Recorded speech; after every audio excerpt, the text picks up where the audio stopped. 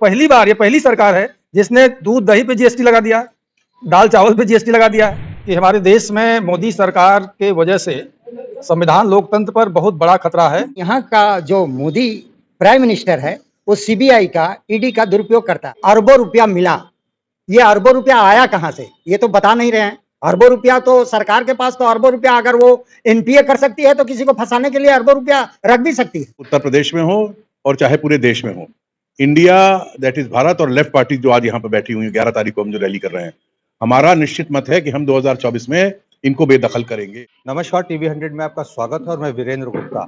जैसे जैसे लोकसभा चुनाव 2024 की चर्चा नजदीक आ रही है चुनाव की, वैसे वैसे तमाम राजनीतिक दलों में भी हलचल तेज दिखाई दे रहा है।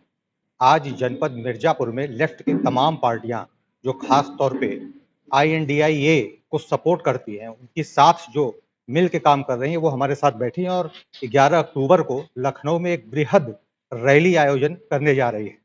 क्या मुख्य मकसद क्या है सर उसका रैली का? रैली का मुख्य मकसद है कि हमारे देश में मोदी सरकार के वजह से संविधान लोकतंत्र पर बहुत बड़ा खतरा है।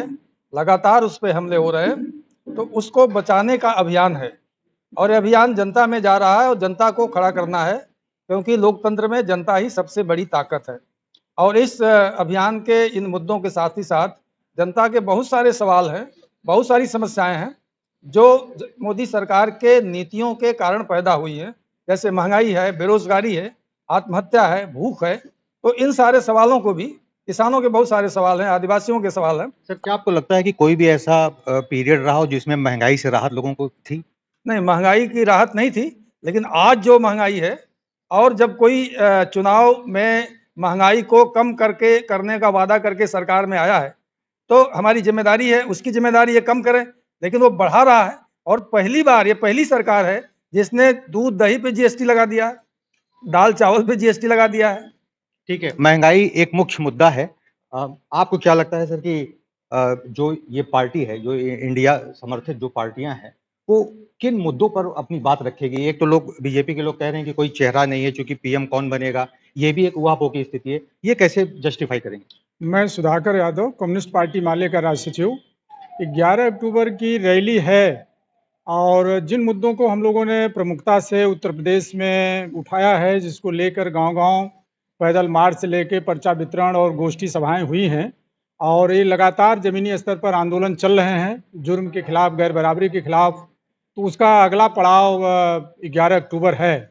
ऐसा नहीं है कि 11 अक्टूबर की रैली हमारी एकाएक की रैली है, बल्कि जन मुद्दों को लेके हम लगातार संघर्ष करते रहे हैं, आंदोलन में हैं। उसकी अगला पड़ाव 11 अक्टूबर है। जिन मुद्दों को हमने उठाया है, एक तो जाति जनगणना का प्रश्न है। आप इस जाति की जनगणना से भाग क्यों रही है मोदी सरकार, योगी सर, सरकार? अगर जाति जनगणना हो जाती है तो आपको क्या लगता है कि किसको फायदा है और नुकसान किसको हो रहा है? नहीं, ये अभी हम नहीं कहेंगे। हम ये कहेंगे कि यदि जाति है, यहाँ दलित हैं, आदिवासी हैं, आप ले तो आइए कि उसकी पॉपुलेशन कितनी है और उसको प्रॉपर्टी में उसका शेयर कितना है, पहले आप ये ले आइए। और जाहिर सी बात है कि इसमें जो बड़े पूंजीपति हैं, कॉर्पोरेट घराने हैं, जिनके इशारे पर काम करती है मोदी और योगी की सरकार, जाहिर सी बात है यदि वो भाग रही है तो सबसे ज्यादा उनका नुकसान होना तय है। ठीक है सर, महिला आरक्षण बिल जो अभी पास हुआ है, उस पर आपका क्या नजरिया है? नहीं, उसका हम समर्थन करते हैं, लेकिन एक मांग हम लोगों की ये भी है कि आरक्षण भी दिया जाए, जाति जनगणना भी कराई जाए। 2011 जो अभी आदिवासियों की बात वो कर रहे हैं, आदिवासी समाज से एक राष्ट्रपति भी वो ले आए। सर, जब जब जब ये मोशन पास हो रहा था, जब बिल, उसी वक्त आप लोग ऑब्जेक्शन कर देते, ना जो है अप्रूव कर रहे थे?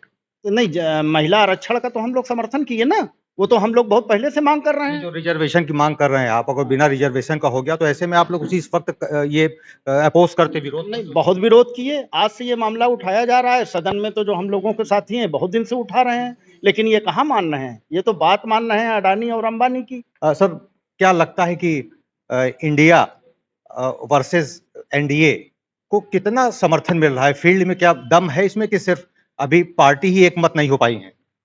हमारी पार्टियां सब जो इंडिया में हैं, इंडिया दैट इज भारत में हैं, सब पार्टियां एक मत हैं और हम एक मत हैं और पूरा विश्वास है। यूपी में बीएसपी तो आपका साथ दे नहीं रही है। वो बीएसपी कल को क्या करेगी आपको भी नहीं मालूम, हमको नहीं मालूम है, देखा जाएगा। पर उत्तर प्रदेश में हो और चाहे पूरे देश में हो, इंडिया दैट इज भारत और लेफ्ट पार्टी जो आज यहाँ पे बैठी हुई है, 11 तारीख को हम जो रैली कर रहे हैं, हमारा निश्चित मत है कि हम 2024 में इनको बेदखल करेंगे। और चुनाव तक अभी बहुत समय है, बहुत से परम्यूटेशन कॉम्बिनेशन मिलेंगे, और हमारा मुद्दा है जनता के प्रश्न, जिसको ये सरकार अवॉइड कर रही है, और हम अवॉइड करने देंगे नहीं। ये हमारी योजना है। सर, आपको लगता है कि थोड़ा सा और नजदीक आ जाइए, आपको क्या लगता है सर कि ये सारी पार्टियां मोदी के खिलाफ जो एकजुट हो रही हैं? सीधे तौर पे एनडीए का कहना है कि जितने लोगों के खिलाफ जांच चल रही है, चाहे वो सीबीआई हो, चाहे वो घोटाले का मामला हो, या लोग बेल पे चल रहे हो, वो सारी की सारी एक हो गई हैं। इसको कैसे आप जस्टिफाई करेंगे? मैं उदयनाथ सिंह फॉरवर्ड ब्लॉक से बोल रहा हूँ। देखिए, दुनिया में और भी देश है और भी रूल होते हैं, लेकिन यहाँ का जो मोदी प्राइम मिनिस्टर है वो सीबीआई का, ईडी का दुरुपयोग करता है। दुनिया के और देशों में भी आपका देखिए सर, कहाँ दुरुपयोग कर रहा है? ममता बनर्जी के भांजे के यहाँ छापा पड़ा, अरबों रुपया मिला, ईडी ने छापा मारा, दुरुपयोग कहाँ हुआ है? सुनिए, दुरुपयोग इसलिए हो रहा है कि अरबों रुपया मिला, ये अरबों रुपया आया कहाँ से ये तो बता नहीं रहे हैं। अरबों रुपया तो सरकार के पास, तो अरबों रुपया अगर वो एनपीए कर सकती है तो किसी को फंसाने के लिए अरबों रुपया रख भी सकती है। लीडर इतना बेवकूफ नहीं होगा कि अपने घर में अरबों रुपया रखेगा, कोई भी लीडर। लेफ्ट के तमाम 5 ऐसे धुरंधर योद्धा नेताओं के बारे में जनपद मिर्जापुर में चर्चा रहती है, और देखना बड़ा दिलचस्प है कि आगामी 11 अक्टूबर को इनकी जो कार्य पद्धति है, जो मुद्दे हैं, वो कितना जन भावनाओं को लुभा पाने में सफल होता है। मिर्जापुर से टीवी 100 के लिए वीरेंद्र गुप्ता की रिपोर्ट।